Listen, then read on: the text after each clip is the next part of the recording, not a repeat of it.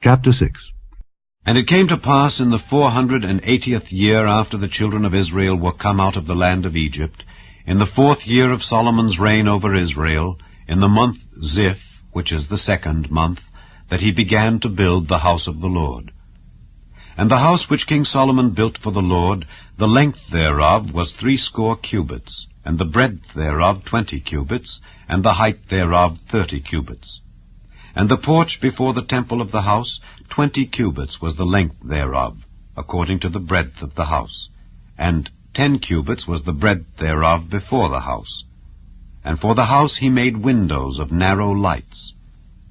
And against the wall of the house he built chambers round about against the walls of the house round about, both of the temple and of the oracle, and he made chambers round about. The nethermost chamber was 5 cubits broad, and the middle was 6 cubits broad, and the third was 7 cubits broad.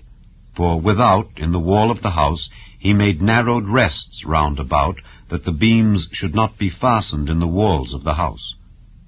And the house, when it was in building, was built of stone, made ready before it was brought thither, so that there was neither hammer, nor axe, nor any tool of iron heard in the house while it was in building. The door for the middle chamber was in the right side of the house, and they went up with winding stairs into the middle chamber, and out of the middle into the third. So he built the house, and finished it, and covered the house with beams and boards of cedar. And then he built chambers against all the house, 5 cubits high, and they rested on the house with timber of cedar. And the word of the Lord came to Solomon, saying, Concerning this house which thou art in building, if thou wilt walk in my statutes, and execute my judgments, and keep all my commandments to walk in them, then will I perform my word with thee which I spake unto David thy father, and I will dwell among the children of Israel, and will not forsake my people Israel. So Solomon built the house, and finished it. And he built the walls of the house within with boards of cedar, both the floor of the house and the walls of the ceiling. And he covered them on the inside with wood, and covered the floor of the house with planks of fir. And he built 20 cubits on the sides of the house, both the floor and the walls, with boards of cedar. He even built them for it within, even for the oracle, even for the most holy place. And the house, that is the temple before it, was 40 cubits long. And the cedar of the house within was carved with knops and open flowers. All was cedar, there was no stone seen. And the oracle he prepared in the house within, to set there the ark of the covenant of the Lord. And the oracle in the forepart was 20 cubits in length, and 20 cubits in breadth, and 20 cubits in the height thereof. And he overlaid it with pure gold, and so covered the altar which was of cedar.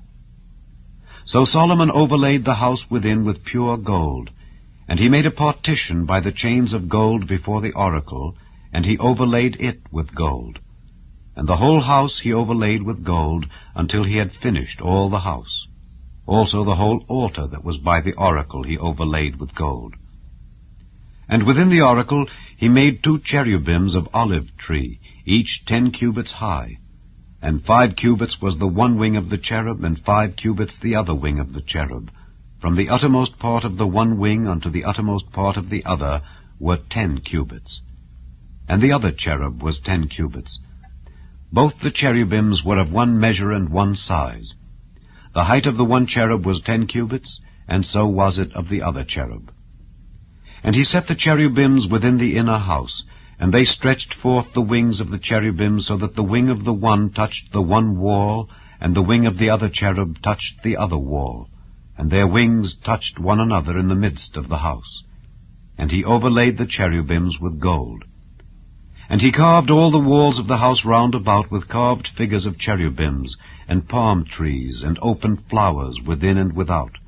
And the floor of the house he overlaid with gold, within and without. And for the entering of the oracle he made doors of olive tree. The lintel and side posts were 1/5 part of the wall. The 2 doors also were of olive tree.